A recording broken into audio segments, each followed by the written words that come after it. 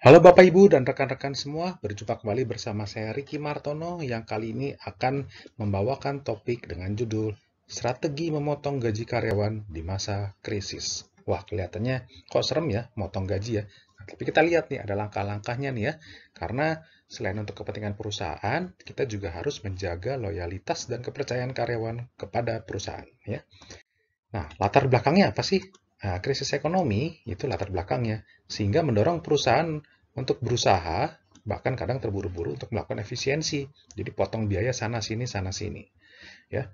Tentunya sedikit banyak hmm, banyak apa ada karyawan yang di PHK atau pemutusan hubungan kerja ya atau layoff. Tapi demi menghindari PHK, maka mau nggak mau perusahaan harus melakukan pemotongan gaji karyawan karena pemasukan perusahaan menurun.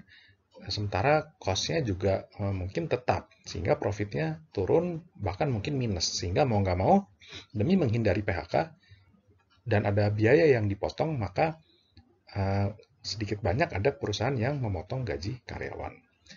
Nah, latar belakangnya macam-macam ya, krisis ekonomi itu. Nah, sebagai contoh di tahun 2020 nih, karena krisis ekonomi yang latar belakangi oleh pandemi corona, ini sampai merambah bukan hanya perusahaan tapi juga klub sepak bola nih di Eropa yang memotong gaji para pemain ya. Contohnya klub FC Barcelona dan Juventus. Pasti kita semua tahu nih, ini dua klub yang salah satu yang besar ya di Eropa sana dan pemasukannya sebenarnya termasuk yang paling besar, tapi mereka pun akhirnya terpaksa melakukan efisiensi dan memotong gaji karyawan. Di Indonesia juga sama ya. Karena dari data historis kita juga melihat nih krisis ekonomi relatif berulang pada tahun 98, 2008, 2020. Latar belakangnya juga macam-macam ya. Dan besaran krisisnya juga nggak sama. 98 latar belakangnya politik. 2008 latar belakangnya karena ada bubble ekonomi di Amerika. 2020 latar belakang krisisnya karena ada pandemi global ya. Tapi intinya sama, pada setiap krisis yang menyebabkan perusahaan harus melakukan efisiensi, maka perusahaan harus bisa bertahan ya. Salah satunya mengurangi gaji karyawan, meskipun sebenarnya tidak mudah untuk melakukannya ya, karena ada juga regulasi yang melarang pemotongan gaji karyawan, namun kadang-kadang ya apa boleh buat ya. Kalau satu negara atau mungkin satu dunia banyak perusahaan mengalami atau terpaksa harus melakukan pemotongan gaji, ya terkadang pemerintah juga tidak bisa berbuat banyak ya. Nah, tapi kita harus lihat nih, kalau memang sudah ingin memotong atau mengurangi gaji karyawan, pertama kita perhatikan dulu nih struktur biaya di perusahaan masing-masing, ya, sehingga kita bisa memprioritaskan untuk memotong biaya, memangkas biaya pada komponen biaya terbesar. Jangan langsung tiba-tiba memotong gaji karyawan, ya.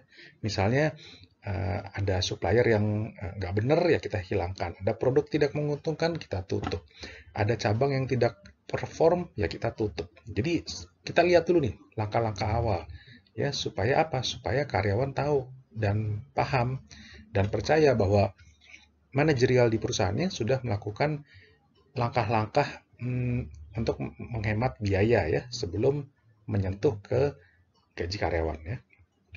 Dan kalau sampai akhirnya sudah memotong atau menghilangkan tadi ya produk atau cabang atau unit usaha yang nggak menguntungkan ya ditutup misalnya dan terpaksa harus memotong gaji karyawan, maka terapkan terlebih dahulu pemotongan gaji karyawan pada level tertinggi untuk apa? Untuk menunjukkan bahwa atasan pun juga komitmen memberi contoh ya dan mau ikut berkorban juga. Dan yang pertama-tama harus menunjukkan uh, ini pengorbanan ya memang atasan dulu ya. Jadi memberi contoh, memberi teladan ya. Karena sedikit banyak pasti juga tanggung jawab yang atasan.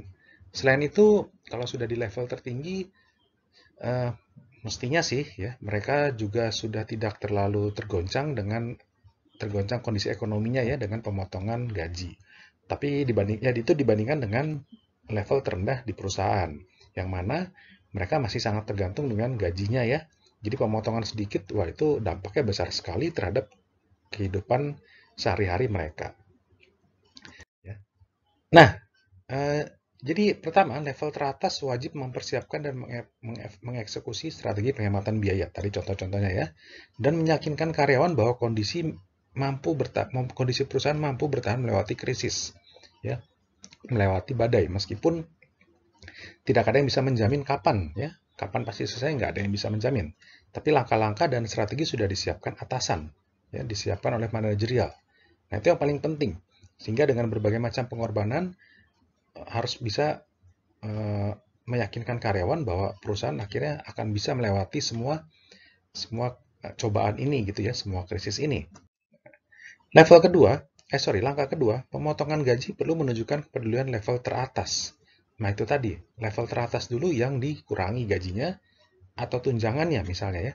Atau misalkan ya tunjangan jabatan atau tunjangan lain. Misalnya yang paling atas biasanya kalau bepergian naik pesawat level high class, kemudian diganti naik pesawatnya yang budget. Atau mungkin nggak usah bepergian, tapi bisa bekerja atau rapat secara online. Nah, sekarang kan sudah banyak nih aplikasi online, ya nggak?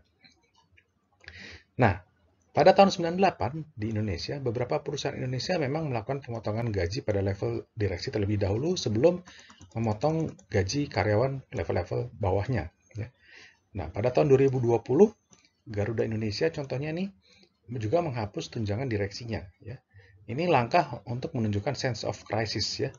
Meskipun mungkin jumlahnya tidak seberapa dibanding biaya operasional perusahaan, tapi ini untuk menunjukkan itu, sense of crisis, kepedulian, dan juga menunjukkan bahwa atasan itu mau berkorban. Ya. Nah, bagaimana mungkin kalau level teratas organisasi tidak memotong gajinya terlebih dahulu, gaji sendiri ya terlebih dahulu, tapi langsung tiba-tiba mengajak atau menganjurkan bawahannya untuk gajinya dipotong. Lah, masa dirinya sendiri tidak memberi teladan terlebih dahulu? Nah, itu akan menimbulkan ketidakpercayaan ya. Nanti bawahan akan mikir, oh ini atasan saya gimana nih? Nah, bagaimana saya mau loyal? Kan gitu ya. Jadi harus ditunjukkan dulu ya. Loyalitas, harus ditunjukkan pengorbanan supaya loyalitas bawahannya terjaga ya.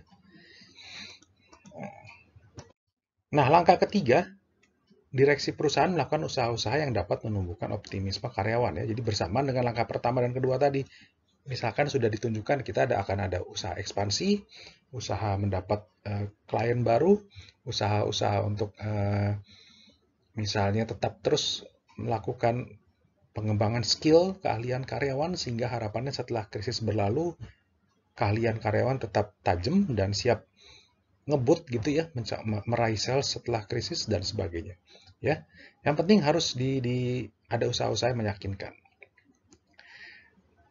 Nah, jadi pemotongannya pun memang dilakukan pada level teratas, kemudian level bawah direksi, kemudian level menengah, dan kalau perlu level terbawah sedapat mungkin dipertahankan.